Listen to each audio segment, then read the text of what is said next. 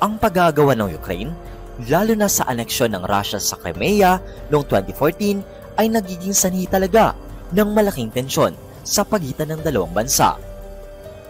Pero sa totoo lang, yung laban nito, yung away nitong mga to, ng Russia at ng United States of America, goes a long way back. Kung hindi ako nagkakamali, pero pwedeng pinakamasidhi na yun sa World War. Okay, yung Soviet Union at ang NATO. Okay, Allied and Axis Forces. Okay, mga utol. O hindi na natin papahabain. Basta yung Soviet Union at ang NATO ay magkalaban. O yung Soviet Union ay ang Russia at ang iba pang mga bansa na nabuwag. Nabuwag sila 1990s yata. 90s kung hindi ako nagkakamali, doon lang nabuwag. Tapos naubos ang kanilang miyembro, ang kanilang mga kaalyado sa USSR. So yung karamihan doon ay nagpamiyembro na ng NATO o North Atlantic Treaty Organization, isang military alliance na kinabibilangan at founding member ang United States of America. Ngayon mga utol, isa yun baka may mas mahaba pa o mas malalim pang dahilan mula noon. Pero ito after ng World War II, etong Russia at ang Amerika ay nasa estado ng Cold War. Since 1950s to 1980s kung hindi ako nagkakamali, may Cold War po sila. Mga karunungan, kaalaman, teorya, kasaysayan, hiwaga at mga bagong tuklas. Alamin natin, alamin natin. Totoo naman talaga ang kasabihan, you cannot please everybody. Mga utol, syempre sa normal nga na tao, sa ordinary mga tao, hindi natin may iwasan na may mga taong naiinis sa'yo, nagagalit sa'yo ng walang dahilan. At etong mga utol, no? Ito ang ating aalamin. Sanib puwersa laban sa United States. Mga bansang matindi ang galit sa United States. Hindi natin masisisi yung mga bansang nandirito kung bakit sila galit sa United States. Kasi ang United States ay tinatawag na tuso, mga utol, at talagang ganid sa kapangyarihan, kumbaga. Pero para sa ating mga Pinoy, syempre sila ay maayos kasi nating kaalyado. Syempre sa mga kalaban, ewan ko na lang, diba? Syempre particular yan China, yung Russia, North Korea, mga galit yan. Pero ano-ano pa nga ba itong mga bansa na ito? Yan ang ating aalamin mula kay Sir Lester Channel. Pakisubscribe siya. Pakilike na rin yung video game na tol. Sir Lester. Statements.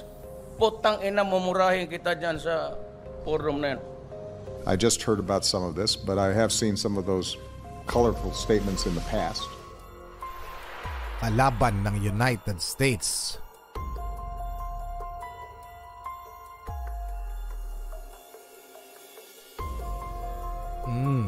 Interesting, no?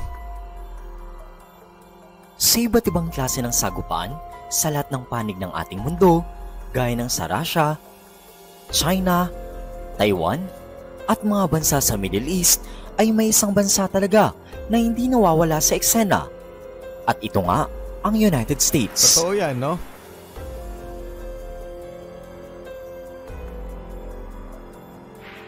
Ayon sa kanila, ay layunin nilang ipalaganap ang salitang kapayapaan. Ngunit, tila kabaliktaran naman ang pananaw ng mga sumusunod na bansa dahil galit ang kanilang nararamdaman sa Estados Unidos. So, ano nga bang mga bansa ito? At may kakayahan na ba silang patumbahin ang isa sa pinakamalakas na bansa sa buong mundo? At bago natin ipagpatuloy ang video na ito, ay huwag kalimutang mag-subscribe at i-hit ang notification bell para maging updated ka sa mga susunod na videos.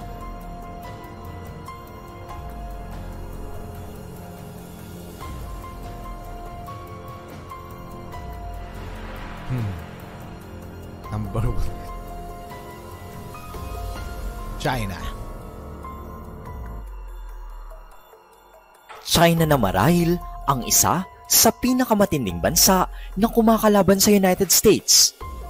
Ang mga alitan ukol sa teritoryo tulad ng mga isla sa South China Sea ay nagiging pinagmulan ng tensyon. Ang China ay nagdala ng malalakas na pahayag ng kanilang soberanya sa mga lugar na inuugma rin ng bansa nila, gaya ng Taiwan, Vietnam at ng ating bansa. Ang paglalabas ng militar at pag-angkin ng China sa mga rehiyong ng pag-aawayan ay nagiging dahilan ng tensyon. Ang pagtaas din ng kanilang military presence ay nakakapagdulot din ng pangamba at pag-aalinlangan sa ibang bansa, lalo na sa rehiyong Asia-Pasipiko.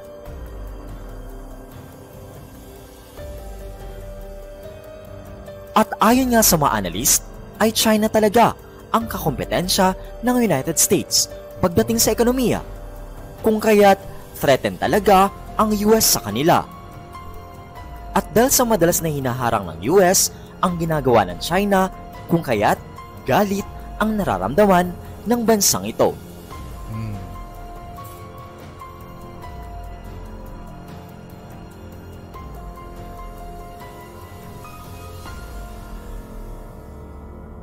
Sa totoo lang mga utol, palagay ko itong 'di ba number 2 na ngayon ng China sa most powerful countries in the world, no? So pangalawa sila sa United States. Palagay ko talaga gusto talaga nila mag number 1 at malampasan itong United States of America when it comes to global power. Okay, global influence, global dominance. Yan, sa lahat ng aspeto gusto nilang malampasan ang United States of America. Ngunit parang ayon sa aking teorya sa mga pagbabasa ko, parang talagang parang 10 steps ahead sa kanila ang United States of America. Yung dito na lamang sa plano nila sa Asia, dito sa Indo-Pacific region. Talagang, kumbaga, may matigas na o matindi ng plano ang United States para mapigilan yung mga una nilang hakbang para sila ay maging most influential country in the world.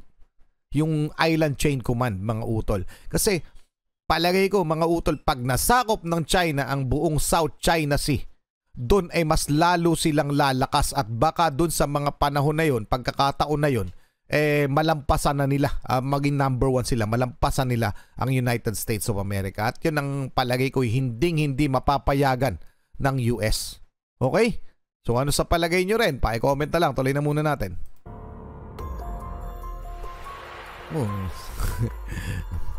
Obvious, di ba? Russia. Matagal na tong nila, alitan Bagamat may mga panahon ng kooperasyon, ang relasyon sa pagitan ng mga Ruso at mga Amerikano ay nagkaroon na din ng mga matitinding tensyon, lalo na sa konteksto ng mga regional warfare, alitan tulad ng sa Ukraine. Ang alitan sa pagitan ng Russia at United States ay mayroong mga matagal na nakasaysayan. Tama. At patuloy na nagpapakita ng mga tensyon sa iba't pang mga aspeto ng kanilang ugnayan. Isa na nga sa pinakabagong dahilan ng pagkamuhi ng Russia sa US ay ang usaping Ukraine. Ang paggagawa ng Ukraine, lalo na sa aneksyon ng Russia sa Crimea noong 2014, ay nagiging sanhi talaga ng malaking tensyon sa pagitan ng dalawang bansa. Pero sa totoo lang, yung laban nito, yung away nitong mga to ng Russia at ng United States of America goes a long way back. Kung hindi ako nagkakamali, pero pwedeng pinakamasidhi na yun sa World War. Okay, yung Soviet Union at ang NATO. Okay, Allied and Axis Forces. Okay, mga utol. O hindi na natin papahabain. Basta yung Soviet Union at ang NATO ay magkalaban. O yung Soviet Union ay ang Russia at ang iba pang mga bansa na nabuwag. Na nabuwag sila 1990s yata. 90s kung hindi ako nagkakamali, dun lang nabuwag. Tapos naubos ang kanilang miyembro. Ang kanilang mga kaalyado sa USSR. So yung karamihan doon ay nagpamiyembro na ng NATO o North Atlantic Treaty Organization, isang military alliance na kinabibilangan at founding member ang United States of America. Ngayon mga utol, isa yun baka may mas mahaba pa o mas malalim pang dahilan mula noon. Pero ito after ng World War II, etong Russia at ang Amerika ay nasa estado ng Cold War. Since 1950s to 1980s kung hindi ako nagkakamali, may Cold War po sila. Yung nag-aalmahan, nagagalawan pero hindi nagyegera. Okay? Yun po yung Cold War na tinatawag. Walang direktang komprontasyon pero nagkakaroon ng banatan kagaya nung nangyari sa Cuba, mga utol yon. Isa yon sa mga resulta ng Cold War nila. At marami pang iba, yung Korean Peninsula War dulot lang rin ang paglalabanan nitong dalawang bansa na ito. At ngayon ay nag-iiringan sila. So no wonder na yan. Hanggang ngayon nag-iiringan ang Russia at United States of America and hindi na natin maitatanggi na kung magkampi man ang Russia at China hindi na yun imposible. Okay? tuloy na muna natin to. Dagdagan nyo na lang yung mga iba pang impormasyon tungkol dyan. Russia at Amerika. Ang United States, kasamang iba pang mga bansa, ay nagpapatupad ng mga patakaran ng sanksyon bilang protesta sa kilos ng mga Ruso. Ang modernisasyon ng mga nuclear arsenal at military capability ng Russia, pati na rin ang pangamba ukol sa pangangkin ng mas malaking puwersa sa marahiyong saklaw ng kanilang interes ay nagbibigay din talaga ng tensyon sa relasyon ng dalawang bansang ito. Tama.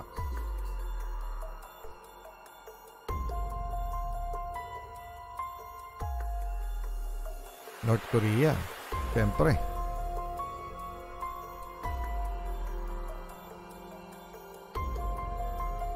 Ito ay impluwensya ng Russia, mga utol. Ang tensyon sa pagitan ng North Korea at Estados Unidos ay matagal na ding usapin.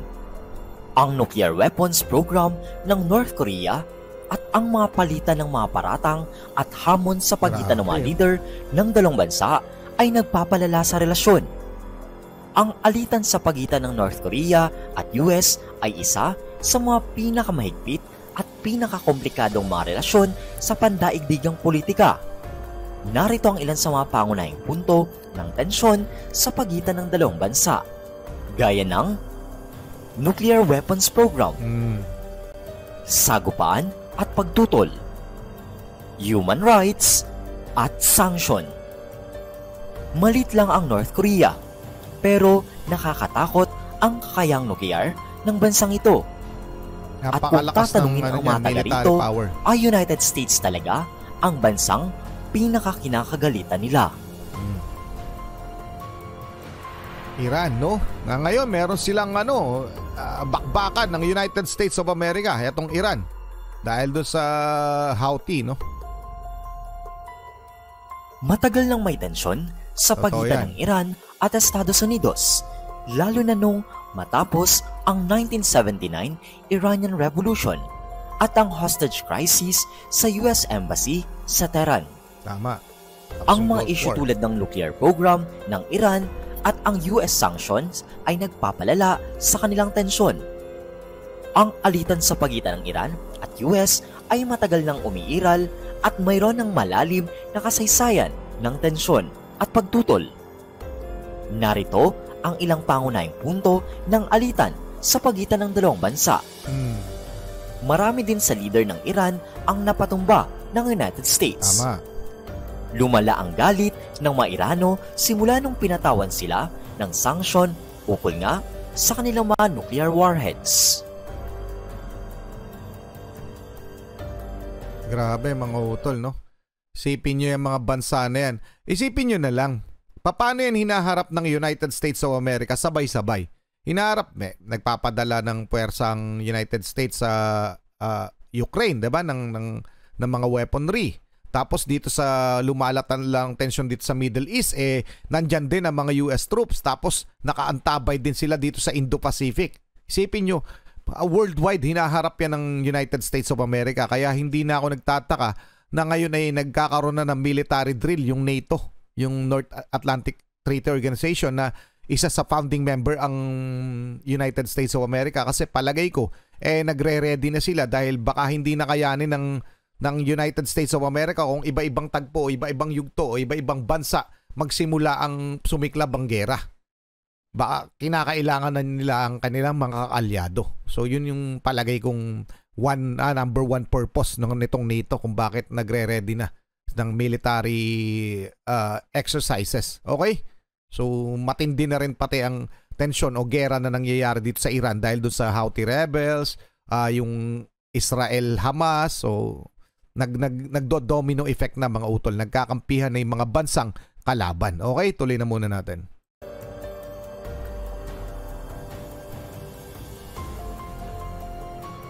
Grabe, no?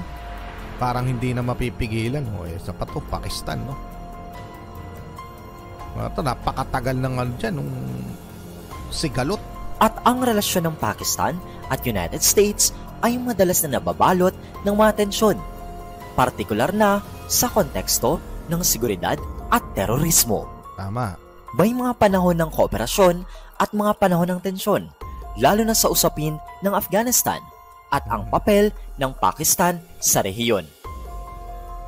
Ang alitan sa pagitan ng Pakistan at United States ay may iba't ibang mga aspeto at issue na nagdudulot ng tensyon sa kanilang ugnayan. Narito ang ilan sa pangunahing punto ng kanilang alitan, gaya ng terorismo at Afghan War, Pakistani nuclear program, diplomasya at patakaran.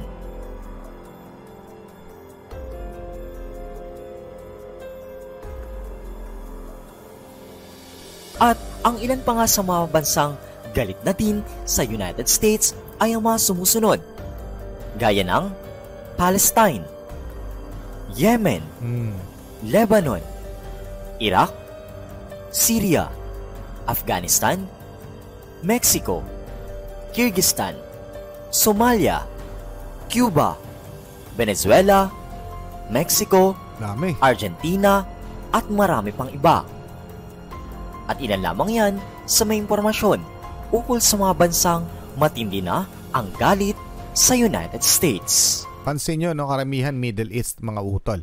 At hindi na natin ipagtataka kung yung mga bansa na yan ay magkampi-kampi sa paparating na World War. Pero anyway, hanggat mapipigilan, sana'y mapigilan. Okay? Pero lumalala yung sitwasyon mga utol. Siya yung mga naunang binanggit, no wonder na yon kung bakit sila galit sa United States of America. Anyway, maraming salamat kay Sir Lester Channel. Kayo pakidagdag na lang yung mga impormasyon na inyo pa nalalaman at ang inyong opinion tungkol dito sa ating usapin. Paki-comment na lang mga utol. Maraming salamat muli. Ako si Target Achilles in behalf of the Real South Pride Production. Ako nagpapasalamat sa walang sawa niyo pagsuporta. Kayo mag-iingat. Keep safe. God bless at saludo po ako sa inyo lahat. Maraming salamat po.